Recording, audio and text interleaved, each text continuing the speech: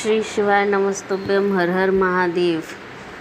भिलाई छत्तीसगढ़ में चल रही एकांतेश्वर शिव महापुराण की कथा, जिसका आज चौथा दिन था, जो अब समाप्त हो चुकी है। अगर आपने आज की कथा नहीं सुनी है तो उस कथा का सारा सारस तो आपको इस वीडियो में मिल जाएगा। अगर आपको ये वीडियो ज़रा भी अच्छी लगे तो इसे लाइक, शेयर और सब्सक्राइब ज़रूर करें। आज की कथा में गुरुजी ने कई उपाय पत्र और जानकारी दी है, जिसमें एक उपाय अधोगति में गए हुए लोगों के लिए भी है, जो हमारे घर में कम आयु में और अधोगति में चले जाते हैं, जो अपनी आयु पूर्ण कर नहीं जा पाते, जिनकी मन की अभिलाषा उनके मन में ही रह जाती है। उनकी मुक्ति कैसे हो, उसके उपाय गुरुजी ने बताए हैं, जो कि इस वीडियो में आपको आगे प्राप्त होंगे। तो इस वीडियो को अंत तक ज़रूर देखें। आज की पहली जानकारी गुरुजी ने दी है कि पृथ्वी पर आया भी कोई भी व्यक्ति साधारण नहीं होता। जिस तरह महादेव पर चढ़ी हुई भस्म, महादेव पर चढ़ी हुई बेलपत्र, महादेव पर चढ़ी हुई फूल पत्तियाँ या किसी भी प्रकार की सामग्री का बल बढ़ जाता है, वह साधारण से असाधारण हो जाती है, उसकी कीमत बढ़ जाती है।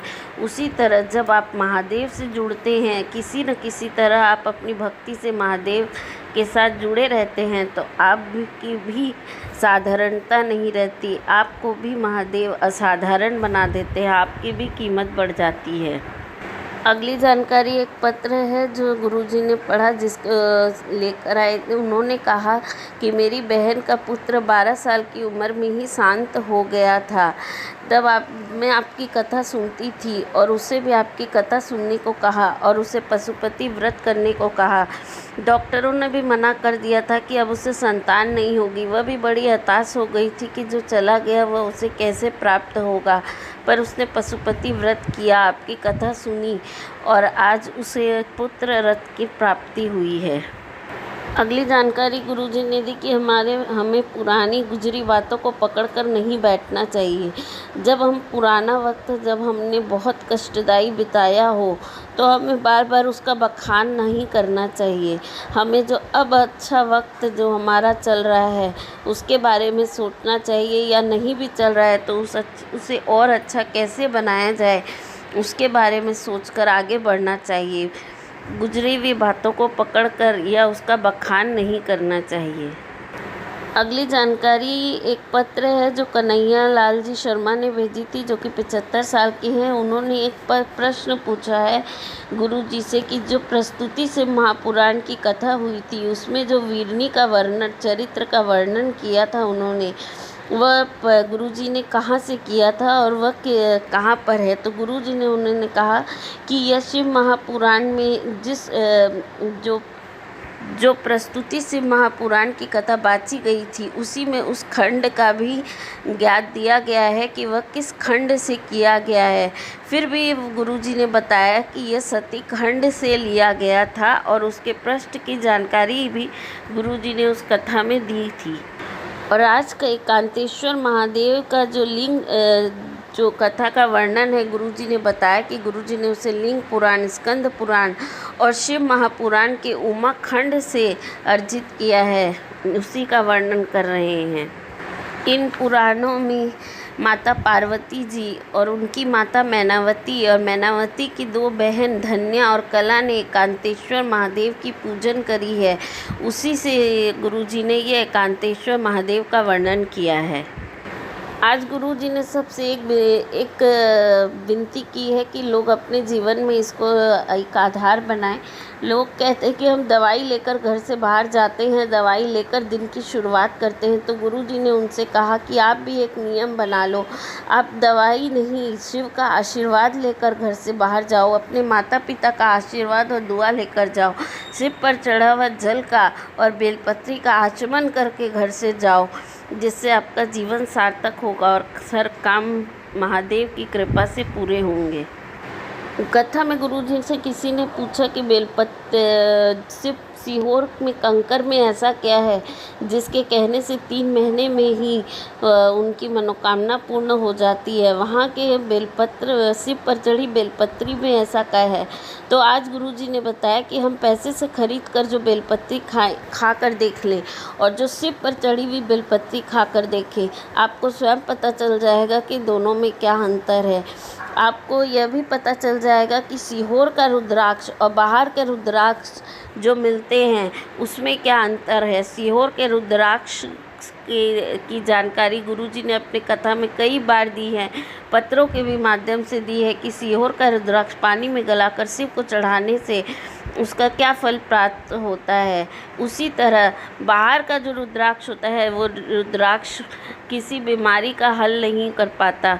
उसी तरह सीहोर के रुद्राक्ष और बाहर के रुद्राक्ष का वर्णन गुरुजी ने कथा में किया। अगली जानकारी गुरुजी ने दी कि शिव पर चढ़ा हुआ जल पीने से 3 दोष समाप्त होते हैं, वैदिक, कायिक और मानसिक दोष। अगली जानकारी गुरुजी ने बताई कि माउंट एवरेस्ट जो सबसे ऊंची चोटी होती है उस पर आज तक कई लोग चढ़ पाए हैं, पर कैलाश जो माउंट एवरेस्ट से भी छोटा है उसकी उतनी ऊंचाई नहीं, लेकिन आज तक कोई ऐसा नहीं है जो कैलाश पर्वत पर चढ़ सका है। हम केवल उसकी परिक्रमा कर सकते हैं, उसके दर्शन कर सकते हैं, पर महादेव को यह प्रिय नहीं कि उस पर कोई पाँव रख सके।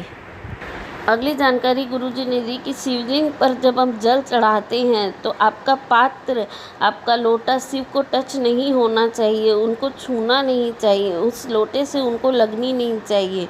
और जब हम शिव पर जल चढ़ाते हैं तो वह धीरे धीरे चढ़ाना चाहिए, क्योंकि जब हम अपने घर से अपना लोटा और अपना जल लेकर शिव के पास जाते हैं तो अगर हम कुछ ना भी कह सके, अगर हमें कोई मंत्र ना भी आए, अगर उस समय हम अपनी कामना ना भी कह सके, तो वो जो धीरे धीरे जल हमारे लोटे से शिव पर चढ़ता है वह हमारी मन की दशा शिव को अपने आप कह देता है।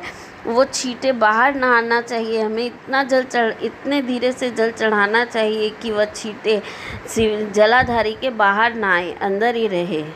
और फिर जब हम वो जल झेल कर लेकर आते हैं और अपने घर में छींटते हैं तो शिव, पार्वती, लक्ष्मी, रिद्धि सिद्धि के साथ हमारे घर में विराजमान होते हैं।